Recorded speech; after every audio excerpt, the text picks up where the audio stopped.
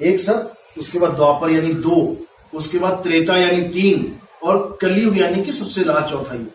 अब ये ऐसे ही आने चाहिए थे, पहले सतयुग आता, फिर द्वापर आता, फिर त्रेता आता, फिर कलयुग आता। लेकिन द्वापर बैक कर दिया, पीछे कर दिया, त्रेता आगे कर दिया। क्या कारण था? क्या कारण था उसका? नहीं पता? नहीं। अरे फिर दिमाग लगाओ। हिंदू गर्व से कहो मैं हिंदू, लेकिन मैं कुछ जानता नहीं हूँ। नहीं, ऐसे कई बातें हैं जो नहीं जानते। हाँ, बहुत सी बातें जो हम नहीं जानते, नहीं बताई गई, क्योंकि हमने मतलब ही नहीं रखा इन बातों से। हमें तो बस घंटी बजाने से मतलब था और कुछ कैश मांगने से मतलब था। भगवान के पास गए, दुख दर्द सुनाया, घंटी बजाई, फॉर्मेलिटी पूरी, घर को आ गए। ऐसा नहीं है। हिंदू धर्म तो पहली बात कोई है नहीं, सनातन धर्म। सनातन धर्म में इतने रहस्य छुपे हुए हैं कि अगर आप इसको खोजने लग जाओ ना तो आपका जीवन बीत जाएगा और ऐसी ऐसी चीजें आपको समझ में आएंगी कि आपका दिमाग एक आम आदमी से 1000 गुना तेज चलने लग जाएगा। ये कल्कि अवतार उसी का एक रूप है। ये घोड़े पे वही है, बुद्धि के घोड़े हैं इसके। सबसे पहले एक है सत्य, क्योंकि सत्य एक ही होता है, 2 नहीं होते। सतयुग। लेकिन वो युग को सतयुग मत मान लेना जहां पर इंद्र जैसे वाल उनके पास गौतम ऋषि की बीवी के पास जा रहे हैं, वो तो सत्य नहीं है। वो तो कलयुग में भी दूर दूर हो जाए उस काम के लिए। तो फिर सत्य में कहां से आ गया? वो मिलावट कहां से आ गई सत्य में? वो सतयुग नहीं है। सतयुग क्या होता है? जब आप यानी जब हम सब एक सत्य को मान लें, एक सत्य के अधीन हो जाएं, एक सत्य को जान लें, तब हम ही सतयुग में आ जाते हैं। जब मैंने सत्य को जान लिया, अर्जुन से ज्ञान लेके, अर्जुन ने ज्ञान लिया कृष्ण जी से और उसने सत्य को धारण कर लिया, अब वो ऑटोमेटिकली सतयुग में आ गया। सतयुग से जब सत्य नाम सत सुकृत सतरत कामी साहेब सकरत कामी विगत कलेश सत जामी विगत कलेश सत जामी त्रिभुवन पति स्वामी साहेब जय जय सत्य कबीर।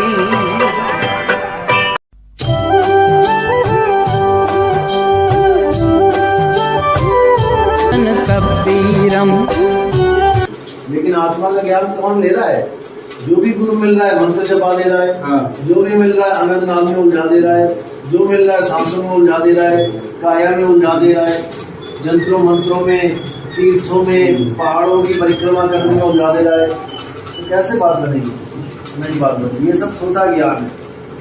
कबीर साहब कहते सतगुरु ऐसा चाहिए जैसा सूप सुहाए और सार सार में बही रहे, थोथा दे उड़ाए। उससे क्या होता है? गेहूं इधर आ जाता है और कचरा बाहर चला जाता है, धूल मिट्टी बाहर। तो कबीर पंथ में धूल मिट्टी क्या है? कबीर साहब के ग्रंथों में सारा साफ लिखा है कि सार क्या है, असार क्या है। असार ही थोथा है। क्या है असार? ना मंदिर में, ना मस्जिद में, ना काबे कैलाश में, ये सब असार है। कहते हैं नहीं प्राण में, नहीं पिंड में, ना ब्रह्मांड आकाश में, ना मैं त्रिपुटी भवर दुख, ना मैं जप में, ना मैं तप में, ना मैं व्रत उपवास में। ये सब असार है, थोथा है। जब तप व्रत ये सब थोथा है। तो सार क्या है? सत्य नाम है सार और बूझो संत विवेक करी उतरो भवजल पार। सतगुरु का उपदेश यही, सत्य नाम ही सार है। सत्य नाम के अलावा बाकी जो भी है वो असत्य नाम है। तुमच्या सत्संगामुळे बाकी सत्संग जे सांगितले ती वेगळीच आहे सर। अक्षरातलीच आहे, भावना अक्षरातली। राधा स्वामी में सतनाम बाबा में दे दिया सतनाम, रामपाल जी में सतनाम दे दिया ओम सोहम, जबकि सतनाम ही सार है और उनका है ओम सोम, काल पुरुष और अक्षर पुरुष का नाम। अब इन दोनों में सार कौन है? न काल पुरुष सार है, सार ही परमात्मा। ढूंढे रे बंदे मैं तो तेरे पास में, तो तखत भी पास ही में है। उसी तखत को सिंहासन बोला है। साहिब कह रहे हैं अब तो जाए चढ़े सिंहासन। जब गुरु ने बता दिया सिंहासन कहाँ है परमात्मा का, अब चढ़ोगे तुम सिंहासन पे जाओ। और वहां पर चढ़ के ऐसा नहीं होगा कि तुम ऐसे कहोगे परमात्मा मुझे मिल गया, वहां दो नहीं रहोगे। अब तो जाए चढ़े सिंहासन मिले हैं सारंग पानी, राम कबीरा एक भय। कोई न सके पहचान। वहां ऐसा नहीं होगा कि तुम और परमात्मा अलग अलग हो, वहां ऐसा नहीं होगा, वहां एक हो जाओगे। तुकाराम महाराज म्हणते देव पावे असे गेलो, देव जीवन क्या बोल रहे हैं? तुकाराम देव को पाया और देव ही हो गया। परमात्मा देखने गए और परमात्मा हो गए। यही तो है असली चीज।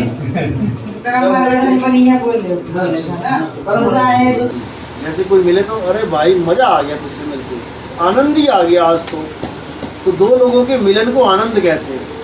जब सत्य और चित्त मिल जाते हैं तो आनंद हो जाते हैं, यानी दो एक हो जाते हैं। इसी को बोला अब तो जाए चढ़े सिंहासन, मिले हैं सारंग पानी, राम कबीरा एक भय है, कोई ना सके पहचान। बेटा भार मत देना उसका ऐसे। तो ये है सत्संग। सत का मतलब है आत्मा, संग का मतलब है साथ।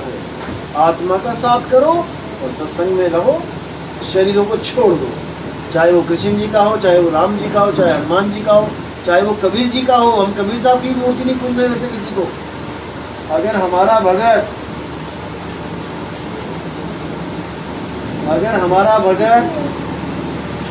कबीर साहब की मूर्ति पूजने लग जाए तो वो हमारा भगत नहीं है। लेकिन उनकी आत्मा सदा सदा से थी, सदा सदा रही। तो पूजा किसकी है? आत्मा की पूजा। हे अर्जुन, जो लोग नाशवान शरीरों की पूजा करते हैं वो महाअज्ञानी हैं। पूजा उसकी करनी चाहिए जिसको ना शस्त्र काट सकता है, ना अग्नि जला सकती है, ना वायु सुखा सकती है, ना जल भिगो सकता है, वो पूजनीय है। जिसको बोला नैनम छिंदंति शस्त्राणी, सुना दो आप, नैनम दहती पावका। तो जब ये बोल दिया उन्होंने तो तुम किसकी पूजा कर रही हो? जिसके पैर में तीर लगा और कैसे मृत्यु हुई कृष्ण जी की पता है कैसे? पैर में तीर लगा ना, तो कृष्ण जी तो कह रहे थे कि उसको शस्त्र नहीं काट सकता, उसको अस्त्र नहीं मार सकता, तो फिर किस शस्त्र किसके लग गया?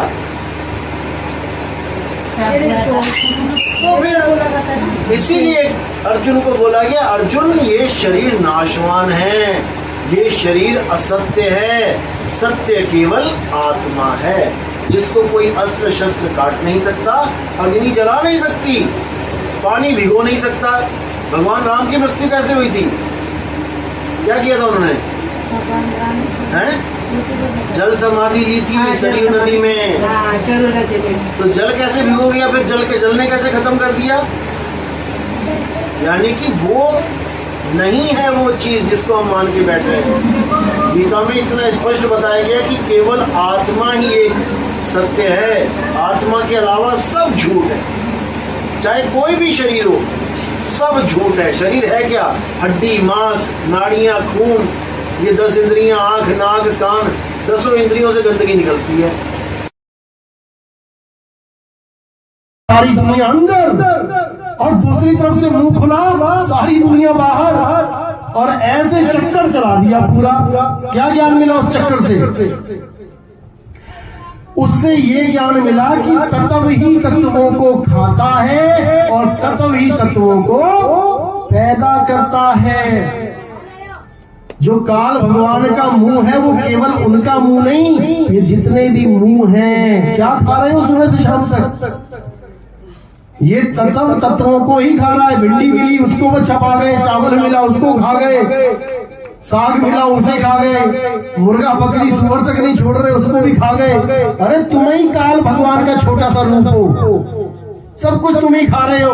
एक तो हो गया ये मुख खाने वाला और पैदा करने वाला। मुख तो सब जानते हैं, बताने की जरूरत नहीं है। ऊपर वाले मुख से खाते हैं और नीचे वाले मुख से पैदा कर देते हैं। चल रही है सृष्टि, यही तत्व ज्ञान है। ज्ञान दृष्टि से देखोगे सब समझ में आएगा। लेकिन फिर भी हे अर्जुन, इस आत्मा को कोई नहीं खा सकता। तत्व तत्वों को खाएंगे लेकिन इस जीवात्मा को मारने वाला कोई पैदा ही नहीं हो सकता। इसलिए हे अर्जुन, केवल पूजा आत्मा की करनी चाहिए और किसी शरीरों की पूजा नहीं करनी चाहिए जो क्षण मात्र में खत्म हो जाते हैं। इसलिए शरीरों से जिस दिन कोई ऊपर उठ जाएगा, असल में वो मुझे प्राप्त कर पाएगा, मेरे स्वरूप को जान पाएगा। फिर वो कभी नहीं कहेगा कि मैं एक आदमी की तरह दिखाई देता हूँ, वो ऐसा कभी नहीं कहेगा। वो मुझे आत्म स्वरूप में जानेगा और मुझे अजन्मा करके जानेगा। ये नहीं जानेगा कि मैं द्वापर में पैदा हुआ था कृष्ण बन के, मैं त्रेता में आया था राम बन के। अरे मैं अजन्मा हूँ, मैं कभी पैदा नहीं होता, कभी मरता नहीं हूँ। तो इसको समझना है। अगर इसको समझ लिया तब ये जाल टूटेगा, नहीं तो फिर उन्हीं मुंह में जाना पड़ेगा, बकरी बन के जाना पड़ेगा, मुर्गी बन के जाना पड़ेगा। देखो दुकानें भली भरी पड़ी हैं, तुम्हारे भाई बहन माँ बाप हैं जो मर गए यहाँ से और सामने बकरा बन के पैदा हो गए, और तुम्हें उस बकरे को खरीदने चले गए। तुमने अपने बाप का गला कटवा दिया, पहचान नहीं पाए अपने बाप को, क्योंकि अब वो बकरे की देह में है। जब तक तुम अपना बाप आदमी की देह वाले को समझ रहे थे, तुम उसको पापा पापा कर रहे थे। वो बकरा बन के सामने आ गया, तुम गए इसको काटना, हो कह रहा मैं, अरे पहचान मैं तेरा बाप, पर अब बाप नहीं दिखेगा। अब तो किलो दे देना, आधा किलो कर देना, जितना खाओगे याद रखना देना पड़ेगा। इस दुनिया में कुछ